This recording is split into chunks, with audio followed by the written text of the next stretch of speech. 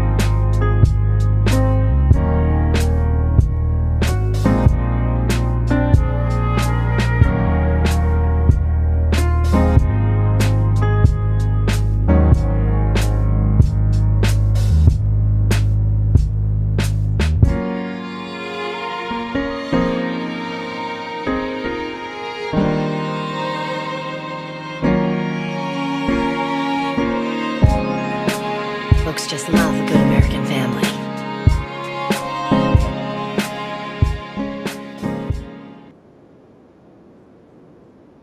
Not the people just love a good American family. I am yet awaiting a good American family. I'm hoping one day we'll get to see a good American family. But you guys, come on in the room. Come on in the room. If you guys are new here, my name is Ashley, and this is My Sweet Perspective, where I give my take on all things TV and movie related. And y'all know I'm here to put you on.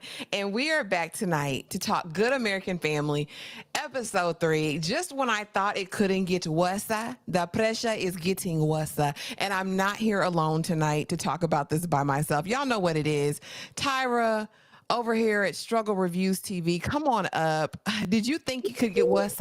Did you think the pressure could get worse? Absolutely. I knew what we were in for. And it's going to continue to get worse out. The pressure is going to be insane by the time we get to the last episode. Like, this is the ridiculous plateaus I thought that we would be hitting beat for beat. I did. I'm still holding out hope that at some point the perspective is going to pivot and we're going to get a whole new take and a whole new experience on this, because I feel like this is unjust. As much as you don't like, as much as after we've watched everything Natalia Grace, as much as we haven't cared for her or felt as though she may have ways based on her lived experiences, there's no way Natalya was giving this. Was she, Tyra? Yeah, absolutely. Girl, this is a Mike Epps production. I'm not about to play with you. And next to the stage, we have B. Avery over at Just My Opinion Reviews. Hey, Brandon, how are you doing? Did you think it could get worse? Did you think that after episodes 1 and 2, it would get this bad, Brandon? It's crazy. It's crazy. And hello, everyone. How y'all doing out there? Hello, Tyra. Hello, Ashley. Hey. Thank y'all so much for having me. I really do appreciate it. And I'm really, really excited to talk about this episode. But no, Michael is driving me up a wall. I am fuming over here. I don't understand how it could have got worse. I mean, you would think that the way things ended in episode 2, we'd be like, okay, clearly something is awry. But she keeps giving him evidence and he is playing stupid. And it's driving me crazy. And so yeah, this is wild. And I'm excited. Oh gosh, not excited to get into it. Well, without further ado, we are going to get right into it. And again, we're going to start here because I have to start here every single time. And Brandon, I'm going to start with you. Overall thoughts of episode 3. Did it deliver? Did it keep you on the edge of your seat? It did deliver. I was entertained. At first, I didn't know what to think. I'm like, wait, maybe Natalya is telling the truth. And it's just this agency that's pulling the scam. By the end of it, I didn't feel that way. But overall, I really did enjoy it. I liked, excuse me, I liked the way it started, being in 2019. So we see where these characters end up, and then it goes back to 2010. So I'm just like, man, how the hell are we gonna get there? You know, I don't want to dive too deep into the details because I'm pretty sure that we'll get there. But I really did enjoy it. I'm loving Ellen. Why am I forgetting her name? Kristine. I'm loving her and all the confrontations that she's having. Just like I'm not playing games, and Michael is the complete opposite. That's probably why they're divorced. But overall, I thought it was a great episode, and they really escalated the situation. And so I'm just really eager to see what's going to happen next. Absolutely. And I have one more question for you before I get to Tyra here. Is Natalya a villain? Based on what you've seen in these first 3 episodes, is she this super villain that's being perpetuated in your mind? 100%. 100%. The facial expressions, the looks, the attitude. I mean, towards the end where she was like, Michael's lying to you. I mean, that's not a child. That's not somebody innocent. She's being manipulative. She's a 1,000,000% the villain. Oh gosh, Tyra. Overall thoughts and knowing what you know, is Natalya really the villain in this story? I'm gonna leave everything I ever knew behind just for this series. She is the villain. I'm waiting for the reality, you're gonna projectile. defend it. No, we can forget that. I'm waiting for projectile vomiting. I'm waiting for her to crab walk down some stairs backwards. I'm waiting for the exorcist to happen. Okay, I'm ready for her to be a cannibal, to bite somebody. It's the tampon for me.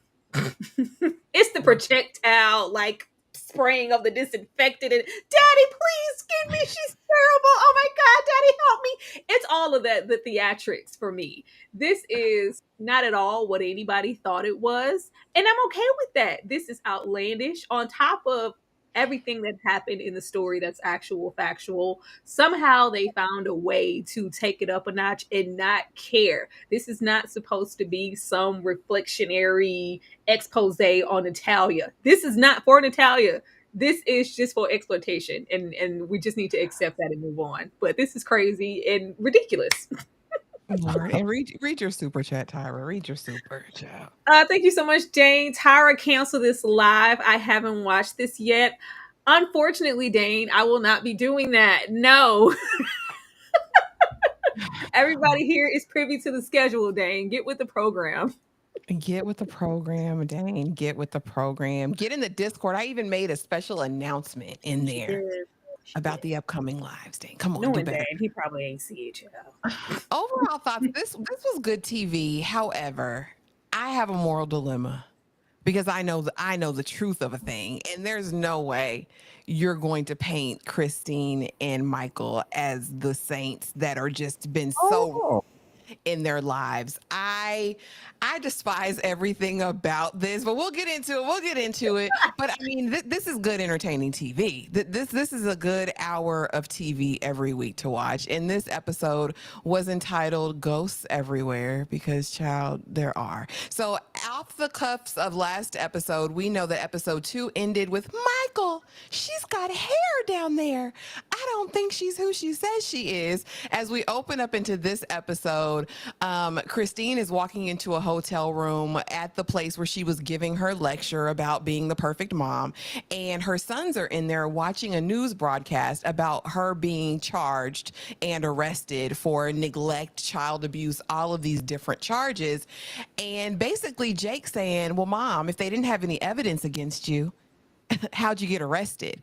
Tyra, I'm going to start with you. She's delivering pizza and still not the guilty party. I'm innocent, boys. You know this. But Jake says, Mom, no, you're not. How they get enough to arrest you? She's never going to be like the guilty party in her mind. And as far as the writers, they don't want the audience to see her as the guilty party. There is no way that that's, the goal here. I was waiting like for the state of the children. Like they just look fine and okay. And we're still not admitting to, he didn't say like, oh, Mom, we aren't. He said, no, you aren't. We're still resolving any any situations we had where the boys were playing an avid role in what was happening to Natalya. So that just leads me to believe that this is all just going to be based on whatever they wanted the narrative to be. But yeah, I feel like she did what she needed to do and was like, well, it's not just going to be me getting taken down and my image going astray. Oh, Michael over there living in, I ain't gonna say squalor, living in that nice appointed home. living in that home, telling you whatever you thought you needed to know about me to put me in this situation. I'm exposing everything, but she always feels like she has an image to uphold, even if she's in here with these three boys who were probably around to see exactly what happened. But you're in here saying I'm innocent. Don't believe that, girl. That's not what we seen in the house. Listen, and Jake gonna tell you every time. And that's the one thing I'll say I enjoyed is that we are starting to see the foundation crack a bit, even with her other kids, namely Jake, right? In the episode. But of course, we'll get to that.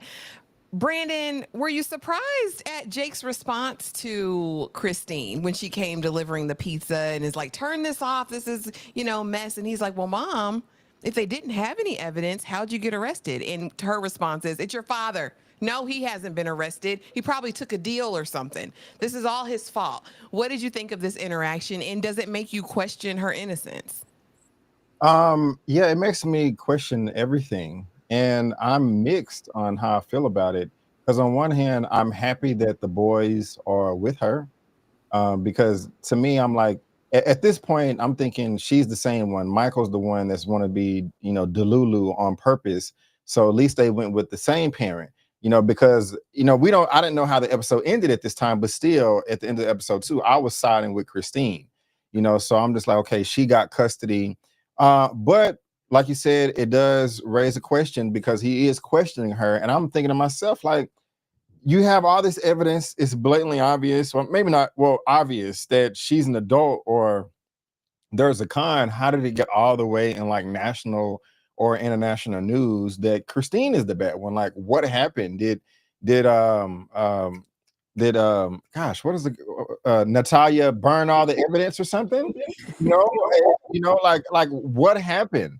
So I just don't know because I thought it was a cut and dry case, but apparently somebody's doing something behind the scenes, and we got 9 years to find out, to explore. So I'm mixed. If that answers your question, hopefully. It does. It does. And easing on down the road, victory and defeat in the matter of moments, because the look of elation that was on Michael's face when he sees Kristine in cuffs walking across his TV. Oh, we got her. Look, babe. Kristine, look at her. She looks bad. Look at her. She looked real bad. I said, Michael. Not 5 minutes later to get a call from the same detective he rolled on everything over on to say, Michael, the prosecutors are picking it up and you're going to be charged as well. I didn't do anything. Well, F you then, man. Brandon, what did you think of his joy turning into pain in a matter of moments? And what do you think of Michael in this situation and predicament now? It's funny. He got him a whole new family, and that's wild. The coworker, and so yeah, he looked like he had that good pizza from the mall with the Parmesan cheese and stuff. But he doesn't look like he's doing the best. I'm not gonna say that I've never kind of smiled if somebody that did me wrong kind of tripped and fell, like, oh, that's what you get. But he was really enjoying himself over here, and I don't know of any divorce that was successful, if you can call that. People are usually bitter. But it was kind of funny for him just to be like, ha, ha, ha. But then 60 seconds later, the pie's in his face. So I'm just really eager to see again how these people got here, because they hate each other. And, this new relationship that he has too is really funny, so. It is the Circuit City run. I mean, the Circuit City blood runs deep, apparently. And honestly, Tyra, this was probably the closest depiction that this actor Mark Duplass got to the real Michael in my mind. Like the look of glee on his face when he's watching. Look how bad she looks. Because in real life, Michael is very flamboyant. He's very kind of effeminate anyway. And so the fact that he was like, look at what she got on. She looks a mess. Tyra, what did this do for you in this moment? And what did you think about his quick flip, like, from joy to despair? I mean, I was thinking the same thing. I was like, look at her, split ends, bags under her eyes, no makeup. Ha! Like Michael, please. It was like master manipulation. Like he was so happy, and then it got snatched immediately. And then we just really get into his real character of him. Michael's an eccentric, like, simpleton. It's like, buddy, wait, I thought we were friends, we were cool. I thought we had an understanding. Like, not me too. Like, I thought we was like, no, silly. Like, you implicated yourself. I'm sure with multiple things. Like, all of these things were going on, and you just were none the wiser. We definitely aren't going to get that here when this narrative gives him just being oh so close to Natalya. You were a part of it. You, even if you weren't, that hands on, you saw things and you did nothing. So yeah, you got to go down too. But I thought that this was absolutely comical. I did too, because Michael, this is what you get. Again, it drives me crazy to see him acting like, oh, I just loved Natalya. I was her true blue. I was her only champion in this. It's like, go directly to the hot place, Michael. But that tickled me. Now we are easing on down the road, because now Kristine has a wild hair. She saw the hair down there, and now it's time to get some things to build a case, because if nothing else, Kristine is methodical. We met her in real life, and we know that's who she is. And I think they're doing a great job of showing that with the mask, right, that she wears. But we meet with this doctor who is in real life a family friend to them, right? She's known them years. And my biggest regret is ignoring you, Kristine. You were right about Jake, so that means you must be right about everything else. Natalya has had no surgeries. As a matter of fact, she needs to deal with these clubbed feet, these legs, these hips, all of that. And, it's very rare to see pubes down there at this age. However, let's get our hormones checked. Puberty is on a spectrum. We'll get this taken care of, because what I won't do, Kristine, is I won't ignore you. Tyra, I'm starting right here with you. What did you think of us actually getting to meet the doctor that we'd heard about in the doc, and how he interacts with Kristine? Kristine is the boss. She runs everything, and I feel like this was just really, it really spoke to that. Absolutely. This was interesting. I don't think we got this in any of the docs. We hear about the doctor, but as far as the closeness, I think from top to bottom, when you finish the entire story and see what the resolve was, everybody's questions were like, okay, who does she know? There has to be somebody at the top level, whether it is doctors, lawyers, police, judges, for these things to happen, certain things not to take place in court. Oh, we can't use this as evidence. You can say this, but you can't say that.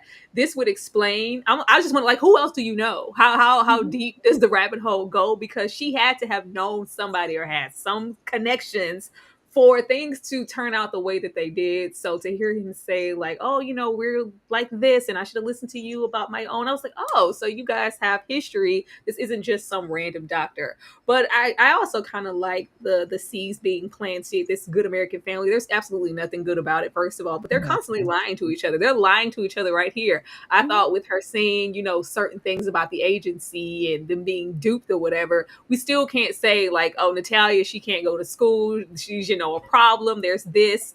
Or, when we see evidence of Natalya being one way, girl, pick it up and put it in, first of all, put it under his nose at this point, because Michael is choosing to be blind, really revel in these opportunities to have Natalya looking outlandish. So he isn't turning to you, which at this point with Michael, it doesn't even really just seem like what else do you need to see to stop excusing her behavior? But yeah, I'm just wondering now, like, who else do you know at the top? That'll be the test, and I hope we see that, because we do see her interact with her one good friend who seems to have a little bit of coin, a little change. But how far-reaching is Kristine's reach? Brandon, I'm coming to you next. My biggest regret, Kristine, is not listening to you. It was ignoring you like everyone else did. And also, Natalya hasn't had any surgery, so that $7,000 you paid to that adoption agency, they pocketed that. What did you think of this interaction with this doctor who's also a family friend? Yeah, I like the actor for one. I just got to say that every time he pops up in something, I'm like, oh, it's that guy again. So he's cool, and I felt that way. And also, Tara, interesting take. I didn't even think about that as far as like who do you know at the top. So.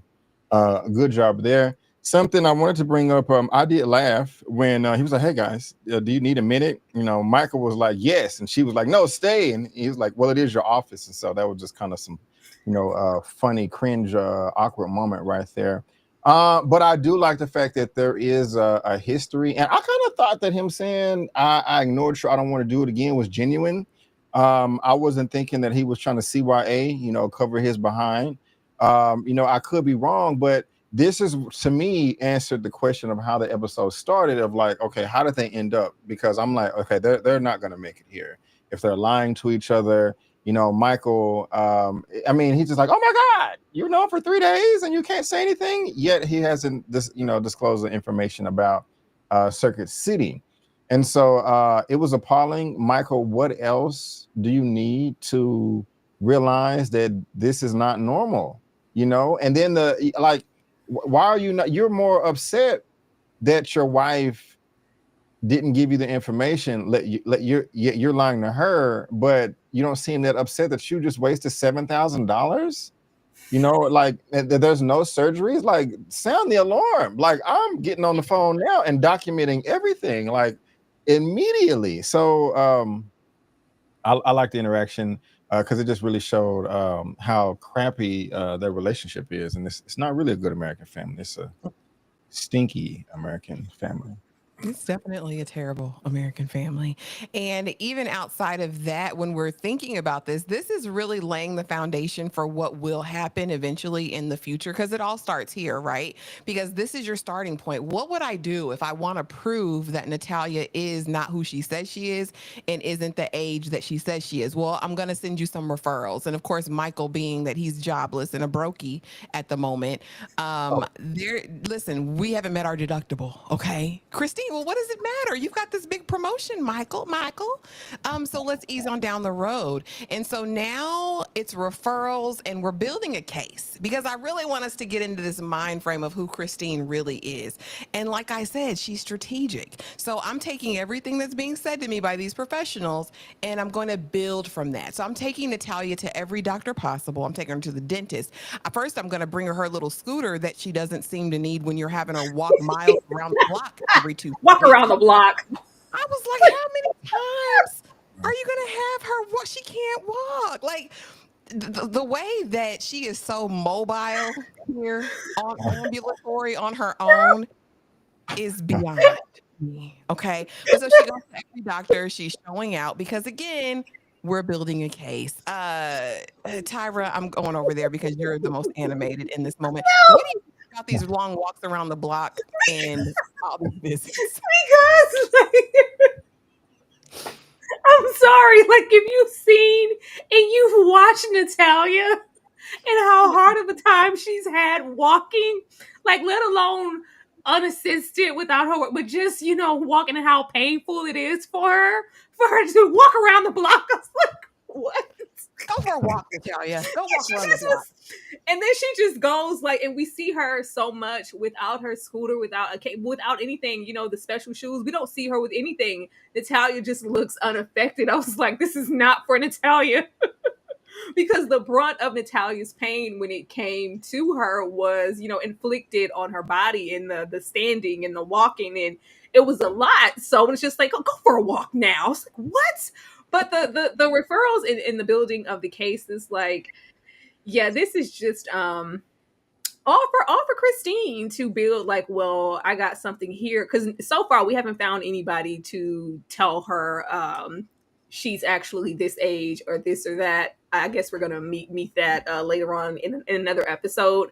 But she's getting enough here to where I think when she was talking about when they keep referring to the son who has the autism and not giving up on him, and all these people, referred me to this and that because they were saying that I was wrong, but I chose to kind of go on my own whim, and look how he turned out. So everything in my body is telling me that Natalya is 83. I'm gonna go with that, and we're gonna pinpoint everything until we get to Natalya being 38. Okay, I'm gonna get the result that I want, regardless of whoever's telling me whatever. But the walk around the blocks are killing me. I mean, listen. I was like, really? And the way she left that scooter at her feet and was like, come on, Natalya, get in the car. Brandon, talk to me about this. What did you think of all these doctor's appointments? And what did you truly think Kristine's motivation is with this? I'm still Team Kristine over here. She's upset, and she's taking all of her frustrations out on Natalya. I have a different opinion on it now, though. You open my mind because I mean, it's funny that she really is making her go walk, like, and she can't do that. That's just, that is torture. That is child abuse. But at the same time, she's not a child. But at the same time, I don't know, because this montage, and she was like, they were saying, I think it's at this point that her condition is not even 1 in a million; it's 1 in 2 million. Yeah. And there's no way to know through normal testing how old she is, etc. She was like, but her skull is the same size as an adult, and she has adult teeth. And so at this point, I'm just like, well, damn, like, what is going on? Like, it's the agency is a scam, but maybe Natalya really doesn't know. And I was saying to myself, should we feel sorry for her? And I was like, no, hell no. No matter what, there's no excuse for your behavior. But the walking is funny. I don't know why they still had to pay for this. I would have tried to pull some receipts and say, like, hey, we already gave this 7,000. Let's try to track this, follow the money. But I don't know. It was funny and cruel at the same time. Absolutely. And being that the agency is now closed, there's not really a way to get the money back, right? And so now we go to see a specialist, because if the medical, the actual, as it relates to her condition, her body, all that's not working, let's get into her mind, right? Natalya has an attachment disorder. Feed her like a baby, but if she's over 18, she's a sociopath, right? And so I think this is really the thing that spearheads Kristine's next mission, because Kristine says, the only useful thing that lady told us was that if she was over 18, she'd be considered a sociopath, and I might have some other options. Brandon, I'm going to start here with you, because you don't know the real story. So just from this interaction with this therapist, first of all, what did you think of her approach? Hold Natalya, feed her, swaddle her like a baby, put her to bed. But if she's over 18, these behaviors do suggest that she is a sociopath. Yeah. First, I was like, man, I really want to look up like the real story and see how much is real and how much is fake, because this is just so wild. But what got me with this scene is how different the reception was of the news from Kristine to Michael. I mean, Michael was like, oh my God, okay, great. This makes sense. It was like confirmation bias for him. Like, yes, I knew it. There was an explanation. There's nothing wrong with Natalya. It's because she didn't have a mommy and a daddy, and this is normal. We got to treat her like a baby. Yes, yes, yes. We have an answer. We found the solution. But Kristine's response was the funniest. Like, like you said, like, okay, so you're saying that if she was 18, she's a psychopath, but I gotta, put a bottle in her mouth. And when she spin it like that, I'm like, yeah, I like how she's being more logical than emotional. And so again, another moment to where the rift is widening between their relationship, their marriage. The specialist, she was kind of kooky to me. But hey, more power to her. But yeah, Michael's ridiculous. Looking at the picture there too. Tyra, talk to me about it. Girl, Kristine wants a refund. Return to send. This is not what I thought I purchased. Get this, whatever we need to do to get her out of here. Like, this is insane. This is insane. And I don't know how many quacks they maybe went to, and maybe if this was a thing, I don't recall this.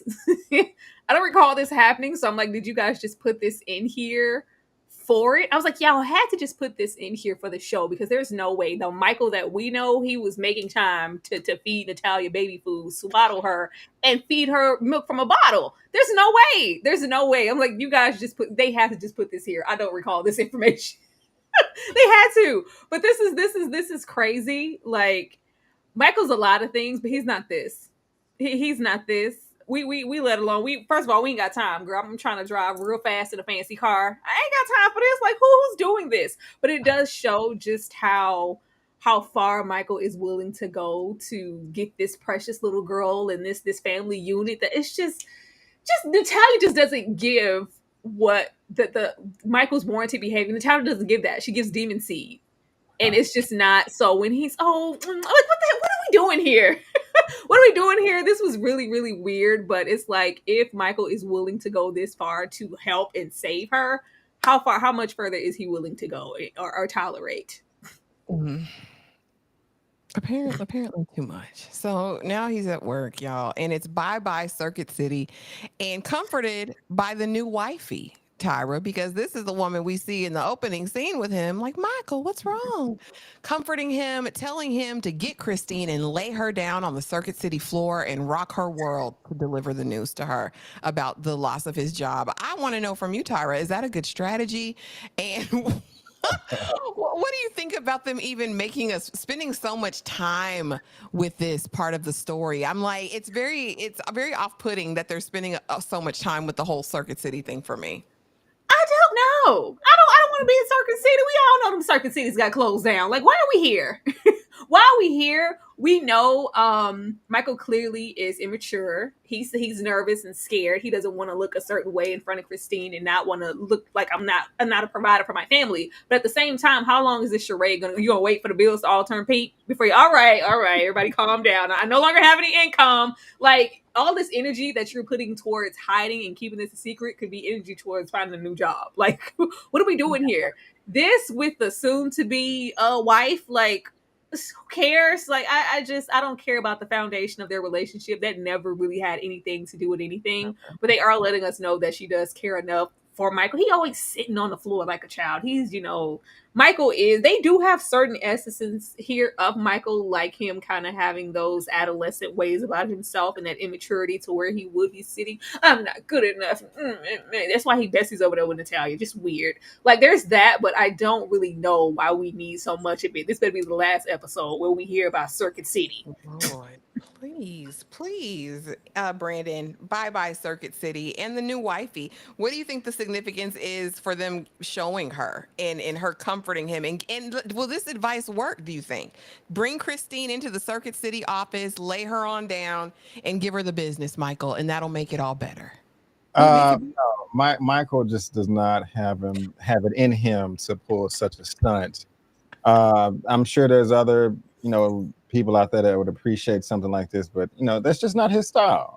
So I don't think he's going to be pulling it off. But a lot of things are running through my mind as far as their relationship. I'm wondering, okay, have they messed around before?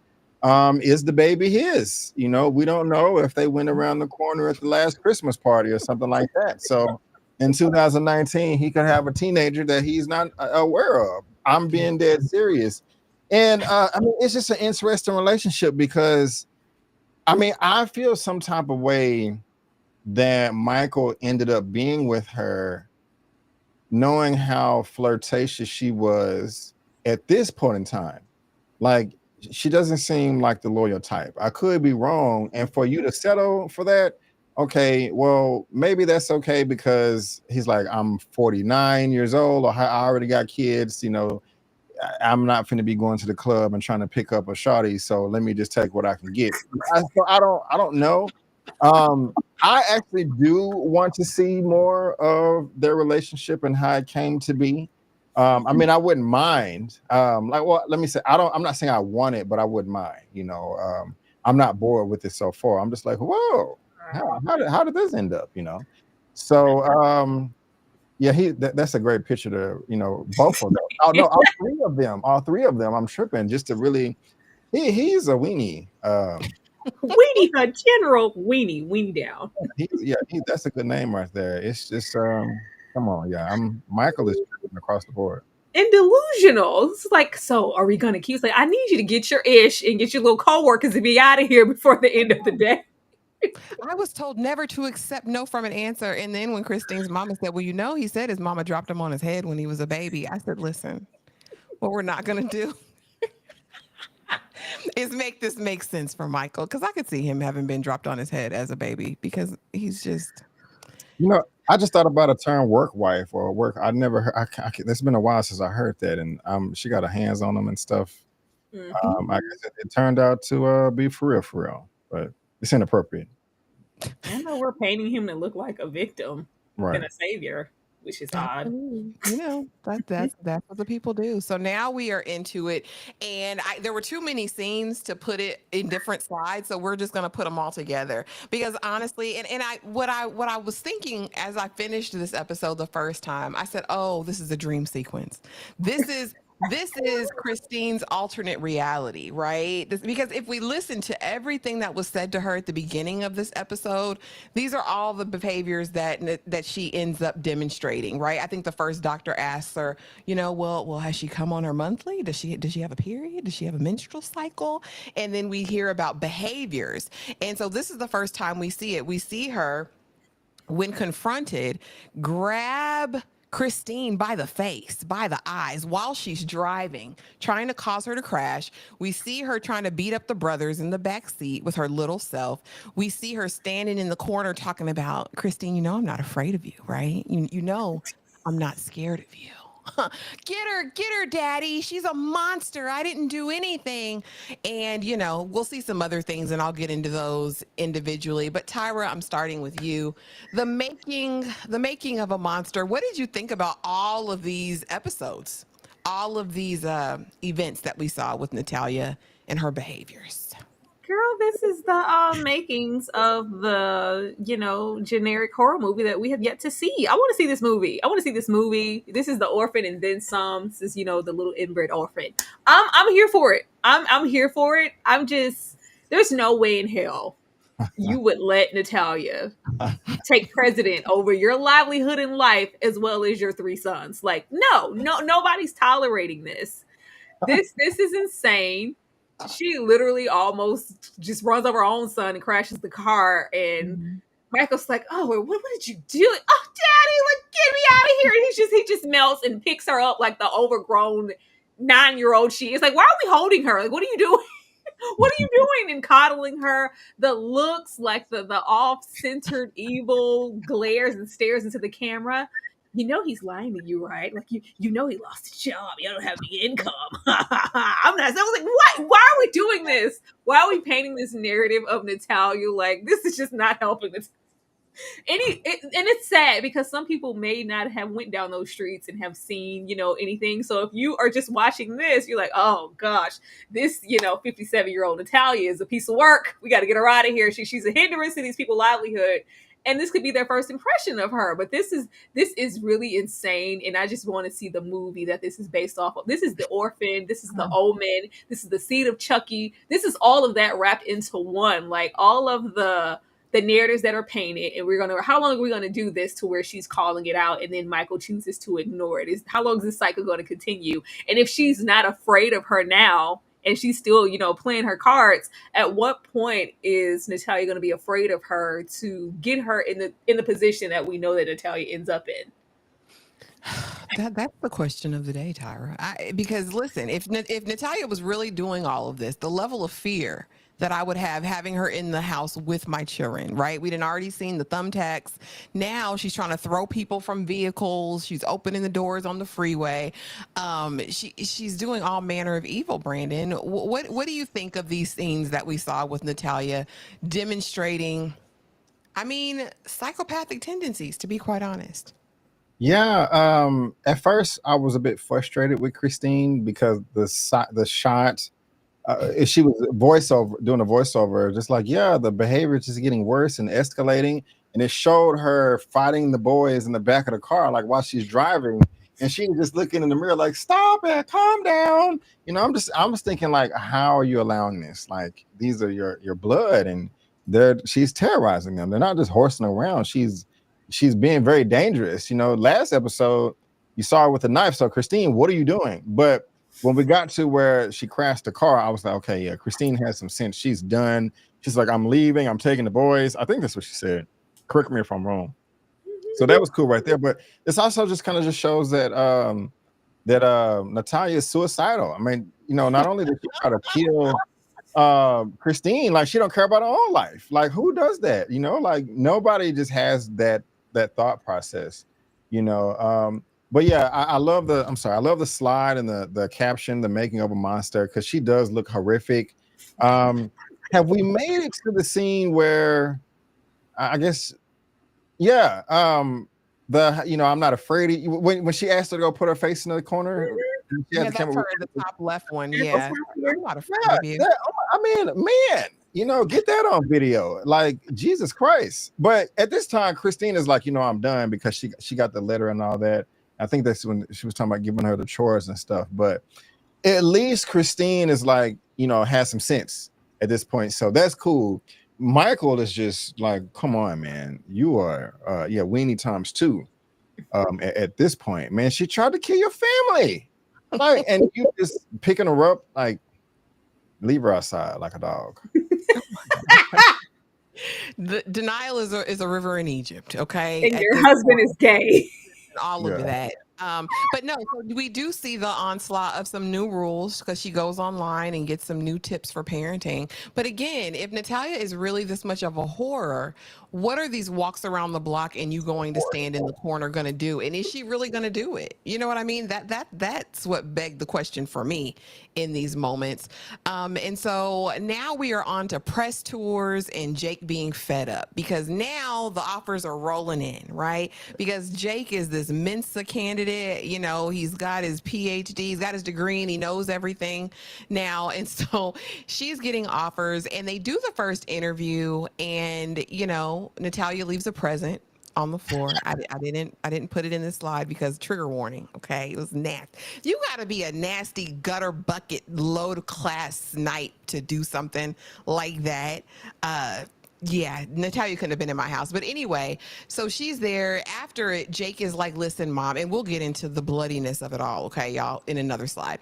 But in this, Jake is like, Mom, you know what? This needs to be the last interview. I'm tired. I don't like this attention. He's autistic after all, right? And struggles with some sort of social anxiety. And in this moment, Kristine promises, sure, Jake, no, we don't have to do this anymore. We won't do it. Brandon, talk to me about this. What do you think of Kristine's newfound notoriety and the fact that Jake is fed up and her making a promise? Son, if this doesn't work for you, we don't have to do it anymore. I really don't know. I'm really eager to hear what Tyra has to say as a mother. Ashley, do you have any children? No babies. Because, like, on one hand, I don't want to like force my child to do something that they don't want to do. A lot of times parents, when they didn't live the life, or when someone doesn't live the life that they wanted, when they have children, they try to project their life onto their kid and, have them live the life they wanted, and they're still fulfilled. And that crossed my mind here, that, hey, is she forcing him to do something that she doesn't want? But at the same time, I'm like, should she stop? Because wait, what am I trying to say here? I don't know if she should push him or she should listen to the child.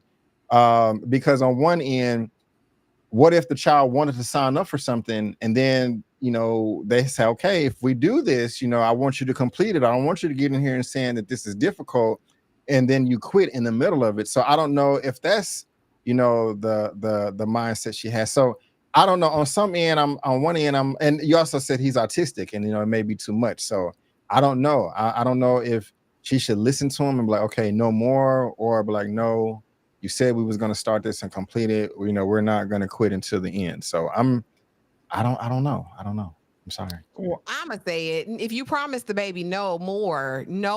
Be a woman of your word, Kristine. And I don't like that. Every time it gets into kids and like them being on this platform that they didn't necessarily choose, I run into this moral dilemma. But Tyra, as a mother out here in the streets, talk to me about press tours and Jake being fed up and Kristine's broken promises. Girl, Jake never asked for this. Last time I checked, Jake was trying to go on down to college. If this could lead to me getting a higher education and exhausting some of those capabilities that I can at your local average middle or high school, that's what I'm about. We couldn't give me any leverage to go to college. That's just too much. I can't trust, but you could take me on a whole press tour and have me out in the public.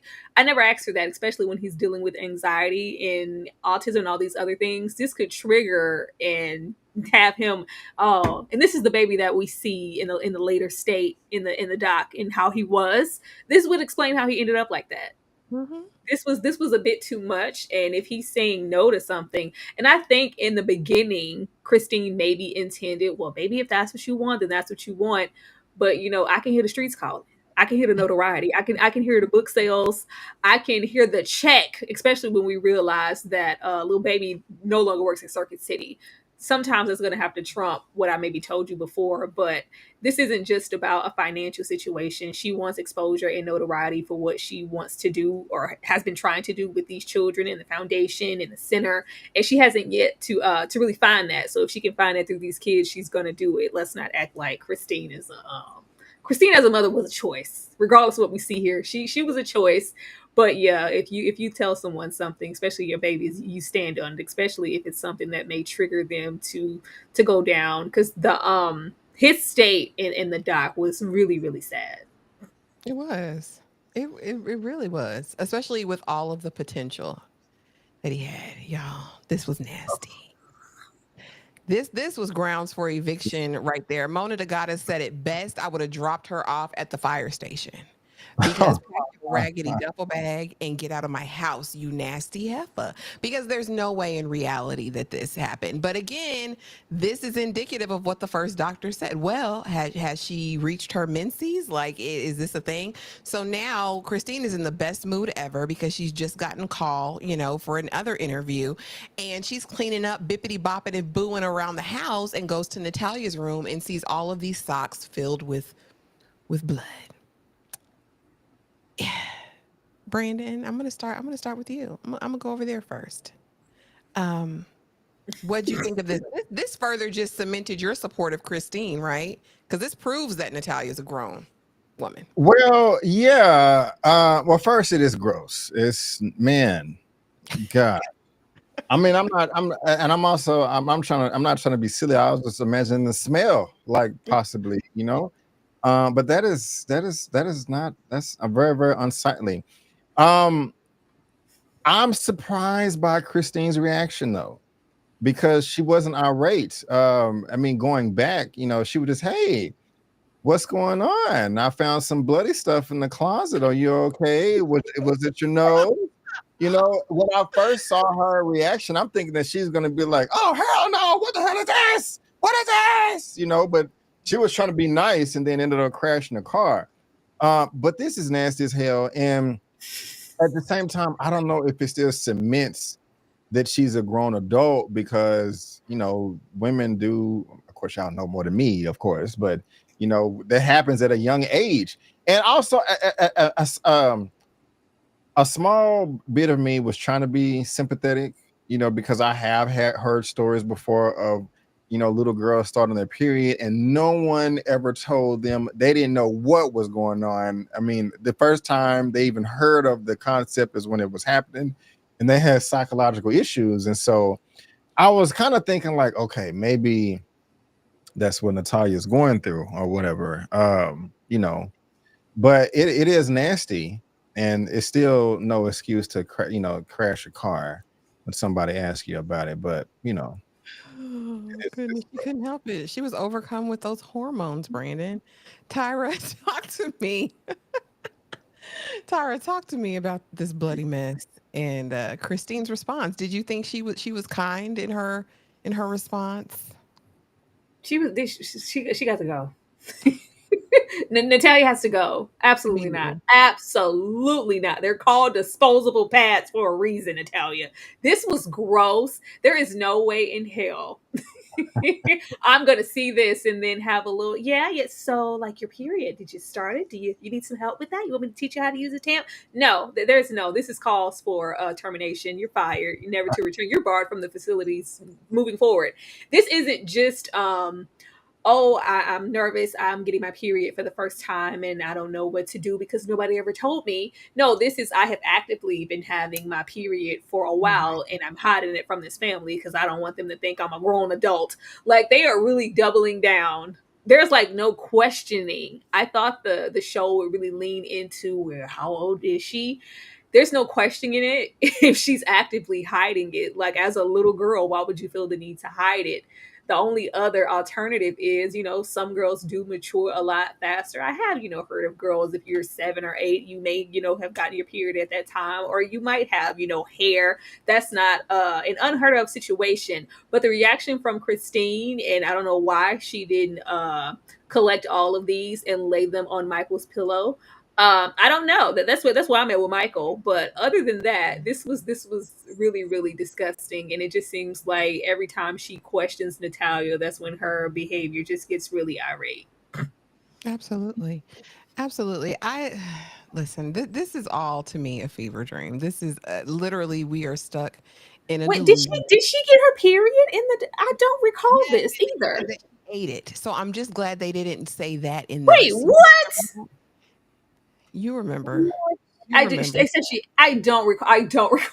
Yes. Christine had told Michael that, and this is on the documentary, the first part, The Curious Case of Natalia Grace, that Christine told Michael that she got her cycle and that she would eat it.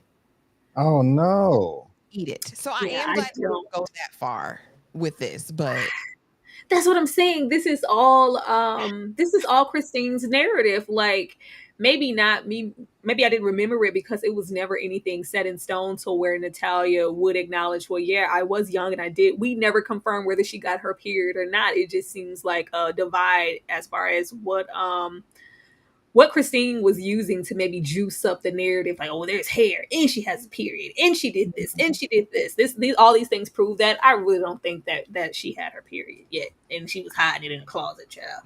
child, Jesus. not like that. But like I said, they could have made it more salacious. Like I said, the facts are stranger than fiction in this situation. So now we're easing on down, and here's just another episode. Natalya, it's your turn to clean. You're gonna have new chores every day. All right. And now I need you to clean the kitchen. Here's a bottle of some toxic cleaner, and I'm gonna leave my cup right here. So when you spray, it's gonna get in there, and I'm gonna say you tried to get me. I thought this scene was really interesting because Jake is there the whole time. Michael comes in a little bit after. When she confronts Jake, did you see her spray that in my? He's like, no, like he's just kind of standing there. And I thought that was really an interesting take on it because again, everything we've seen so far has been in Christine's favor. Tyra, talk to me about this. This was famous, infamous in the Yeah, I documentary remember as well. this. Her I spraying the Windex in the coffee. Yeah, I remember this more so than the cycle situation. And this was really kind of the stamp on Kristine, like, oh, okay, now I'm finna turn up because this heifer trying to kill me. She's really trying to kill me. You intentionally are trying to poison me. The son kind of being in the kitchen, we're really leaning into the narrative of him looking at her behavior and starting to look at her sideways like he did with the interview. Like, I don't just not want to do them anymore, but I don't like the way you sound. Why are you talking like that? Why are you changing? It's like you're a different person. Can we just not? This isn't my mom. So him questioning her, that is, an interesting situation. But yeah, whatever they say Natalya did, she did it. She sprayed it. Brandon, did she spray it in that lady cup and want her to drink it and die? Yeah, she did. She definitely did. It's obvious. And Michael is stupid for not believing his wife. Like, what is y'all's marriage built on? Y'all don't communicate. Y'all don't believe each other. The evidence was there because right after this, she put out the papers and was like, this is the fake picture. This is false. It's fake. Xerox. Yeah, I mean, this is the nail in the coffin. If it wasn't 30 minutes ago, and again, Michael is stupid.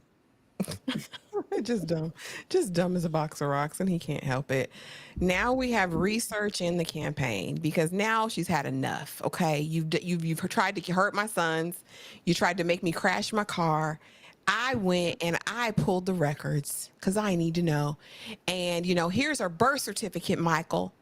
Well, how old does the birth certificate say? Well, it says she's 7, but that's not her picture. She's in on it, Michael. She's in on it. She stole someone's identity. And we see Kristine visiting the former adoptive parents and the mother being like, listen, Natalya is in on it.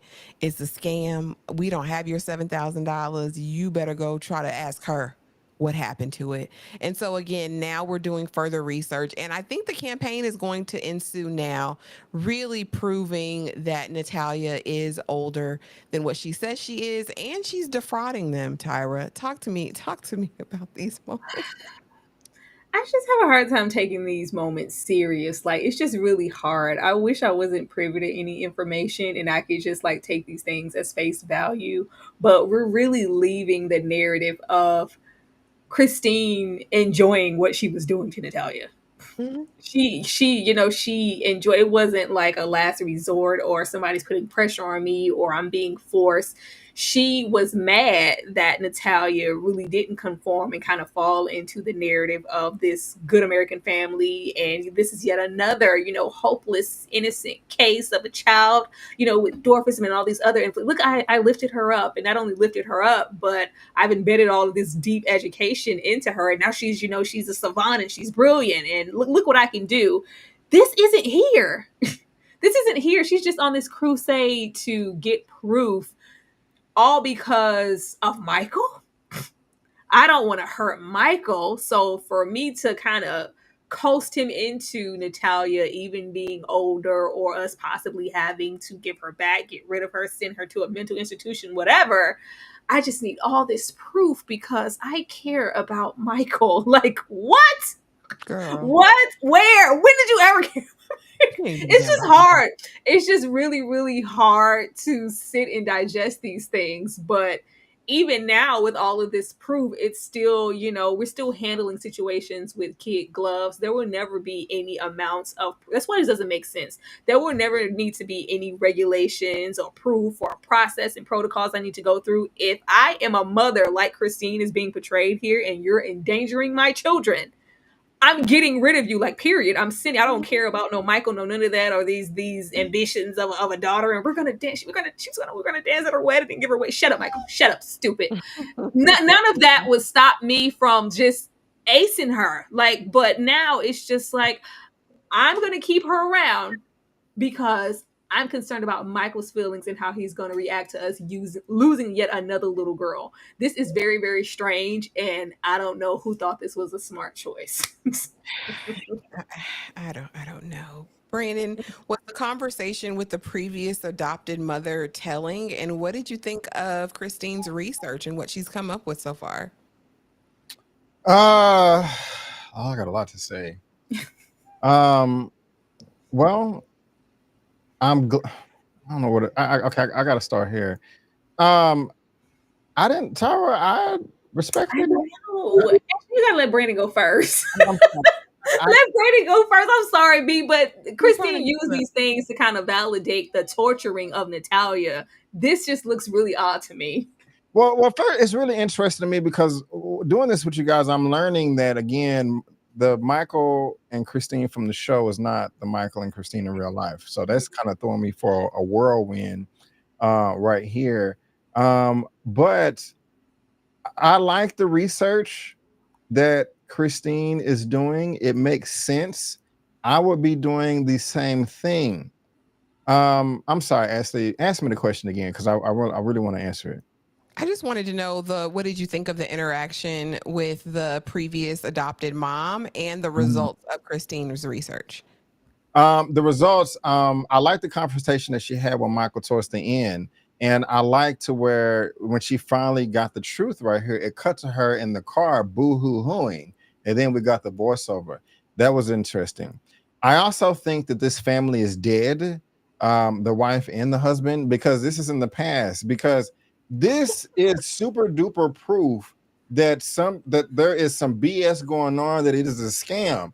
So how do you have this evidence with the birth certificate and the previous family's address on it with this brick and mortar house right here, but in 2019 you can't use that as evidence to prove your innocence?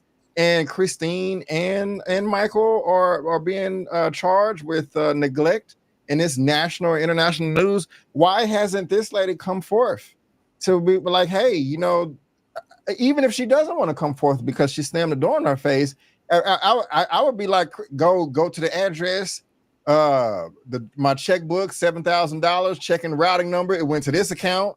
Let's ask them some questions. You know what I'm saying? I mean, there is some type of some paper trail, but Kristine, she could have been more upset with this lady right here for dumping this child on them. I kind of wanted to get some more answers as far as them finding out that it was that Natalya is in on it, and they're trying to get the money for surgeries. But at the same time, that she hasn't had any surgery. So what did they do with the money, or who got the money? And if Natalya is in on it, what is she doing with the money? I'm confused, but also like happy that we got some answers too. I mean, to answer some questions and ask some more. So I gotta say, I don't know what the hell is going on, but yeah. That's why this doesn't make sense, because with the ease that Natalya is walking around these blocks, if she had these surgeries, that would make sense. But the pain was because she never had any surgeries. It's just not making any sense. And right, and I was gonna say, I don't think that Kristine is trying to get proof from Michael's feelings. I don't think she gives a crap about Michael's feelings. I think she's just trying to get answers for herself. But that's just my thing. Yeah, Kristine is CYA, and now she's CYA. I'm telling you, she is methodical, and she is building something. Just watch, just watch her. And as far as the present or the previous adopted parents, I don't know if they're going to approach that in this series. I'm not going to spoil anything, but if they don't say it by the end, of course, we'll let you know what happens with all of that. But everything ties in at some point in the real story. And so now we're here because she got a call to go on Glenn Beck, and of course she's going to do it. Jake said, "Mom, I thought you said we didn't have to do this anymore." Well, listen, it's flattering. we're going to do it. And so now that we're here, we have some broken promises and some threats, right? Because we're going to do this show. And Michael says, well, listen, you want to get rid of Natalya. You want to put her in an institution. That's not going to happen, Missy, because you're going on this Glenn Beck conservative talk radio show to tell them about how you have, knocked the naysayers about your disabled child, and now only to put away or throw away another disabled child. And she says, Michael, is that a threat? He says, well, heck yeah, it is. And she's like, is this what you want, Buki? Okay. All right, bet. So here's what's going to happen. Natalya, we're not paying for any surgeries. We're not spending any more money for this fraudster. 2, she can't go back to school because I don't want her hurting any of the kids. And you can stay home and take with her. Michael says, I will. And you can cook for her. I'll do a better job than you do, Kristine. And so now we're here. We're at an impasse, and we're still going to pretend to be the good American family and put on a happy face. But that's what it is. The cards are on the table now, Brandon. What did you think of this moment between them? Broken promises and threats. Michael putting his big boy draws on and putting his foot down. Michael is pathetic. Michael is pathetic. He is a loser. He is trash. He is weak. He is every negative thing you can think of, all bought up into one. I mean, I was just like, bro, are you serious? I don't even want to call him bro. Like, he don't even deserve that. Like, what does it take to? I mean, it broke my heart to where, and she took it like a G. Like, oh, we're here now. AK, our marriage is over. Like Michael got to save the world for me to even come remotely close to liking him again for this right here. I mean, she says that I was boo-hooing on the ride here, and she gave you all this information. Like, why would Kristine make that up? What are y'all married for if you don't believe it? She's just gonna make up, like, just, hey, I'm gonna leave for 2.5 hours, just come back and just make this up. This is where our money went, and you want to spend more money. You don't have a job. She confronted him right here, like, oh my gosh, what about your job? But what about it? He was still about it. Like, she gave him a chance to come clean, and like, and he was all disappointed. Oh, Natalya told me, my soulmate told you that I don't have a job. Oh my God! And still, he still was on her side. Like, it doesn't make any sense. It does not make any sense. This Captain Save-'em for this demon goblin adopted child, it's pathetic. It's pathetic, and I feel sorry for Kristine. Have mercy, Tyra. Brandon say this gone. This would have worked so much better if we just played this straight and we didn't make Natalya a goblin.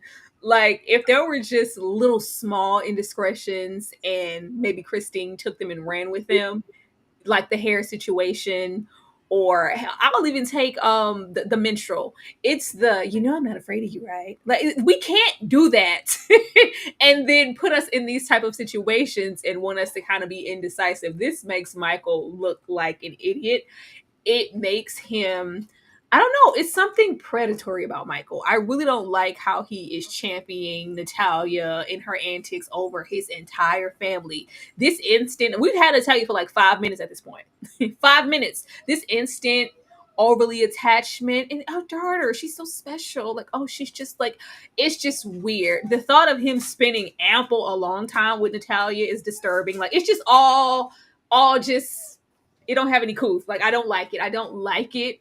Like, and Kristine's solution, since you got your degree and you know every goddamn thing, yeah, you're gonna be at home with her cooking the meal. She ain't going to school, hitting nobody with a scooter. We're not doing that. If this is what we're gonna do. But it's like, to think the Michael that we know, he was going to bat for Talia this hard. It was like, it's me or her. Like, you got to make a decision. You're going to lose everything, all this footwork you've done to get to this point. Because I'll turn you in. I'll call somebody. I was like, really? Michael did this? All right. I'll let y'all have it. But yeah, this really sets the standards for what we will go on being. We will just be pretending. And I just want to know, like I keep saying, from these moments in these narratives that we're painting, how are we going to get to, extended living situations in other headquarters? If Michael is this attached, like, how do we get there? Oh, we're gonna see. I mean, because let's be honest. Let's call a thing a thing. In real life, Michael was scared of Kristine. Kristine was the Terrified. pants in the family. He was mealy mouth. Again, we're seeing glimpses of it. He's so afraid to tell her he ain't got a job anymore. He don't know what to do with himself. And you want us to believe in this moment he's making threats to Kristine? Oh, okay. All right. And so, like I said, by the end of it all, it's put on a happy face. We're going to get out here on the Glenn Beck show and we are going to be the good American family. Brandon, what did you think of this closing scene? And what are you in anticipation for in episode 4? Hopefully Michael realizes how crazy he's acting, man. And I just look at this right here. It sucks. You got the perfect caption, put on a happy face, because like I mean, I could just imagine being married and you put all these years into it, you got all these kids, and then your spouse just flips it on you and threatens you like that. Like, you can't trust them anymore. It's like you have a pet and the dog bites you or something. Like, the relationship is over. It's that effing sucks. And when you're right, they're being the crazy person, because like, oh man, I mean, at the same time, I'm like, okay, you picked them, but it sucks. I don't even know if I answered your question. I'm sorry. But Yeah, I said, what do you anticipate for episode 4? Yeah, Michael, I'm hoping they done, the relationship is over with. Kristine is probably moving out. F you, Michael. The relationship is over. I'm hoping Michael realizes, okay, I'm tripping, but right now I don't know.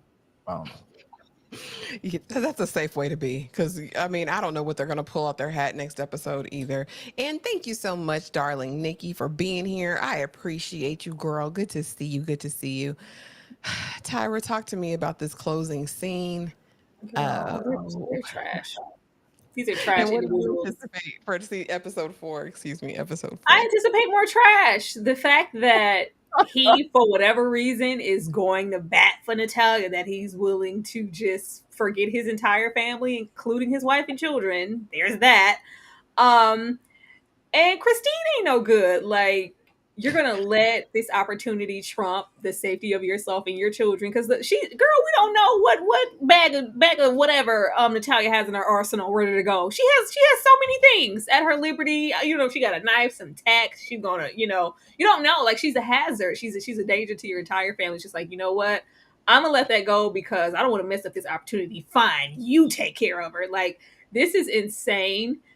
And the way that we are painting Michael as if he wasn't also reveling in this, Michael like money and fancy cars and like, just like where is that Michael? Where is that Michael? Where is all the cars and the TVs and the homes and the lavishness and I come from? I am very rich. Where is that Michael? living his best life as the big kid. You were out, living your best life. That's why we couldn't really just desire to have any time to even see exactly what was happening to Natalya and what Kristine was putting her through. We are not getting that. I expect more outlandish situations moving forward, and I'm expecting, which I don't know, because when she got in the corner, I was like, okay, here we go. And then she, I'm not afraid of you, right? He doesn't have a job. I was like, okay, y'all can't let us have this. I just want to know, at what point do we have Natalya submit to be in submission for Kristine to have total control? The narrative isn't fitting that, so I want to know where we're going next. Girl, they're going to have to switch the perspective. I know people don't think they're going to. They're going to have, in order to get to that part of it, they're going to have to. I listen. I don't believe it. I don't believe it, Ashley. I don't. I think they're going to paint it differently, and we're still going to have some similar scenarios and have Natalya, when the happening. So you're going to just leave me here? What am I supposed to do here? I don't know anybody. And then she's going to be running them up in the facility. Like, we know where we're going. Like, it's going to be strange. It's going to be strange. I need them to flip it. I think I give them one more episode for this suspended reality, and then I need them to get back to reality. Life is going to be like, it's going to be for a little while, okay? I'm going to come by and visit you all the time. Like, it's going to just watch. Because listen, say the last part again, Tyra. She's gonna be temporary, okay, Natalya? I'm gonna come by and visit you all the time. I promise. Like, it's gonna be fine. Like, just do what she says now, and I'm gonna be here every step of the way. You're gonna be safe. Like, watch. They're gonna keep these characters just as ill as they are, and Natalya is gonna continue to just be irate and be torturous to some other folks. I can't receive it, and without spoiling anything in real life, this it would be a complete travesty if for this 8-episode season it is only from this perspective. That would be, because listen, at the end of the day, harm was caused, okay, and to depict it in this way is just so, it would be so nasty if that's going to be the entire series. I don't know if I can wrap my head around that in good conscience, because. You lost me, Ashley. When you showed us the creators and producers last time, I was like, oh, I know where we're going. This is exploitation. This is all this is. My gosh. But y'all, that was episode 3 of Good American Family. And you guys, if you are a member of Struggle Reviews TV or My Sweet Perspective, don't forget, every Saturday night we have Blockbuster Movie Night, and we have options this time, and people can vote. And I don't know if we have a decision already, but I'm going to go ahead and let you guys know what the options are, and we'll come back to Tyra and see what say. It's a new weirdo every week. Put it up for my seeds. Just trying to have a good time. No cure for the eye disease. Do anything for club. Do anything for club. Do anything for club. Do anything for club. You know you asked for this, right? Do anything for club. Do anything for club. Watch your mouth. Watch your Just stay in your place. Get out good the way. time. Then your ass can pay. No disrespect. We trippin', but we love, yeah. Swapping our cars with my. I bought her the Lambo, she bought me the ring. Swapping. Practice, make friends. Nigga, it's never You know you asked for this, right? Out of the state. Then I get the bills up out of the bank. The plug of the media fake. Trying to have good time. I just.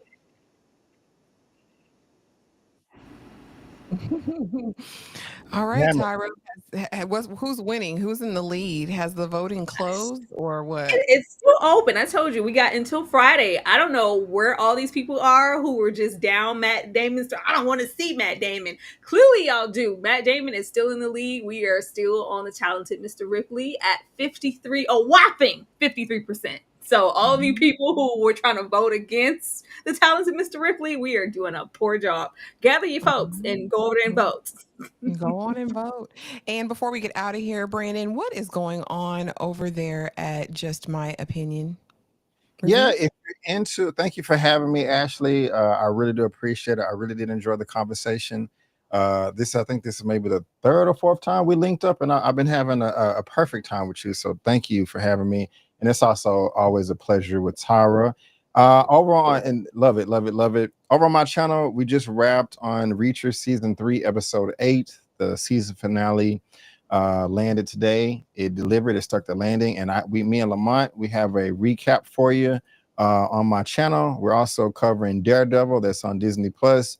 And I also recently did 3 reviews for Magazine Dreams with Jonathan Majors. It's good. Got a non-spoiler review and 2 spoiler reviews. And I think I may be going live tonight for Power, like right after it goes live. I may be doing a little midnight thing. It just depends on if I get some rest. So tune in for that and much more around the corner too. Ooh, sounds good. Y'all join him tonight for the Power if he gets on. I know y'all like a live Power reaction after it's all said and done. Tyra, what's going over there at Struggle Reviews TV, ma'am? I know what's going on. Watch Survival of the Thickest. We will be discussing the latest season of Survival of the Thickest this Sunday. Please be caught up. We are in the 2nd season, so that's a whole lot to watch by then, but hopefully you guys have seen it.